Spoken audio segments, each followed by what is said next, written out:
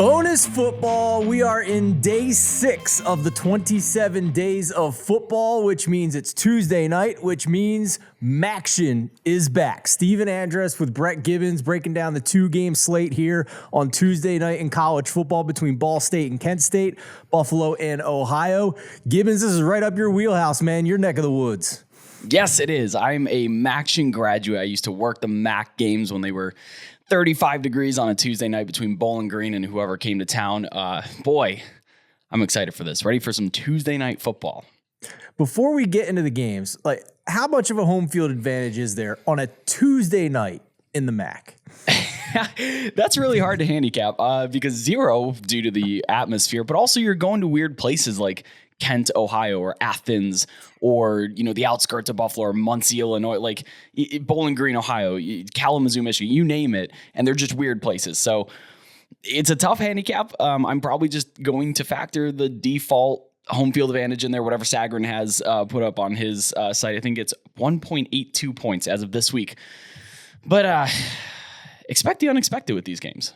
Absolutely. First game we have on the slate is a 7 p.m. kickoff between Ball State and Kent State. This one at Kent State. The Flashes are a 7-point home favorite, over-under of 62 in this one. Coming to you live from Dick's Stadium, D-I-X, not like Dick's Sporting Goods. And what do you feel about this one, man? Well, I'm going to be there, so I'm excited for that. Nice. And the move up to 7, that is important because when I prepped for this 2 hours ago, it was 6.5. And we know that because 7 is a key betting figure in football, that 6.5 to 7 point bump is very notable. What's also interesting is that my aggregate power ratings only favor Kent State by 4.9 at home. And I like to break down what power ratings are telling me what, because if you just go off FPI, I see FPI is probably the weakest of the power ratings that I take into account here. And the FPI is actually the one that favors Kent State the most. Yeah. SP Plus has them dead even on a neutral field. Sagarin likes Kent State by 4.4 points at home.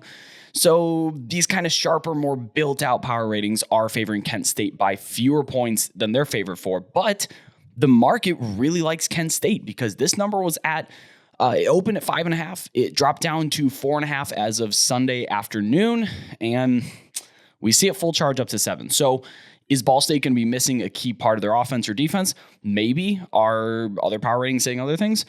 Also maybe. Kent State is getting their quarterback back, though. Colin Shilly? Don't know how to pronounce that. Sorry on the pronunciation guide there. He didn't play last game, but he should be back. And the word is that if he would have played for Kent State, they would have won last game and been back on the track here. Ball State's quarterback, John Paddock. This guy is completing fewer than 62% of his passes, 61.5%. That's not great.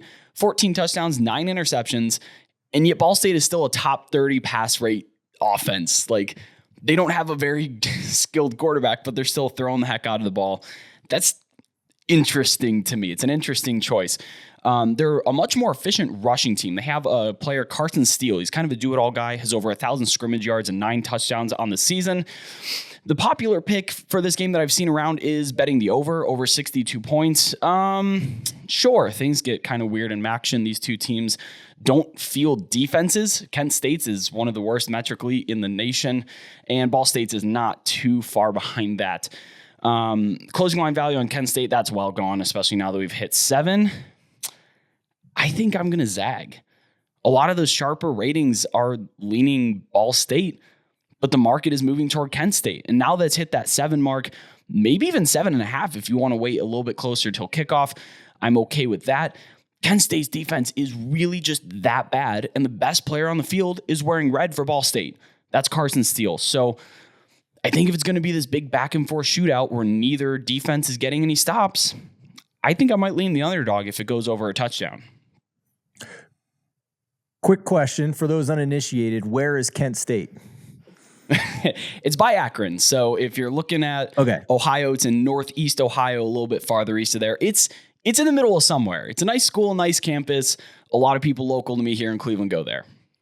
To your point, both of these teams are allowing more points than they're scoring. Ball State, 24.5 points per game offensively, 28.1 allowed defensively. For Kent State, 28.6 points per game scored, but allowing 32.1. So just to recap, what are your bets on this? If you are actually making the bet, or if not, just if kind of, for entertainment purposes, if you just want to have a bet on the game, what are you doing?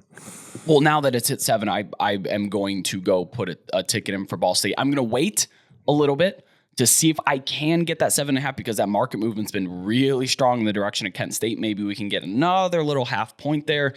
If not, I am happy to bet Ball State, though. 7 on the road. I know Kent State has this crazy strength of schedule. We remember that they scheduled Oklahoma, Washington, and Georgia. Those are out of conference, so their metrics are a little bit skewed. But I'm just not impressed with what their defense brings to the table, even against MAC opponents. Yeah, in fairness, Ball State scheduled Tennessee as well before we all knew Tennessee was one of the 3 best teams in the country. So they went out and played a tough opponent as well. Okay, back into the doubleheader here. These games are going to be going on simultaneously. That Ball State-Kent State game on ESPNU. 7:30 p.m. kickoff on Tuesday is the other MAC game. Buffalo at Ohio at Frank Solich Field. The Bobcats are 3-point home underdogs in this one. Over-under of 58.5. How do you see this one, Brett? Well, this is exciting because this is a battle for the MAC East. Buffalo is currently undefeated in MAC play at 4-0, and Ohio's 3-1 right behind him. Buffalo made a statement not too long ago against Toledo that they are the best team in the MAC. They thumped them. And the better part, Toledo has a just prolific quarterback, Daquan Finn. He didn't play last week. But against Buffalo, he threw 4 picks. They forced him into throwing 4 picks, and he is probably the most talented quarterback in the MAC, which right now, don't look now, but we got some quarterback talent in the MAC. A couple guys are injured, but one of those quarterbacks is playing for Ohio. It's Curtis Rourke. He is the younger brother of Nathan Rourke, who exceeded, I think he plays in the Canadian Football League now, but he exceeded at OU for a long time. And Curtis Rourke is having one heck of a season. I think one of the most improved players in the entire FBS, because he had a disastrous last couple of years. This year, he's thrown 16 touchdowns, only 3 interceptions, and he's 10th nationally in passing yards. Spreads the ball out all over the place. 4 wide receivers on Ohio all have over 300 yards on the season. And if we're looking at aggregate ranking or ratings, favors Buffalo by about 4.5 on the road. So that's over that 3 mark there. The line actually opened at 2.5. It moved down to 1.5.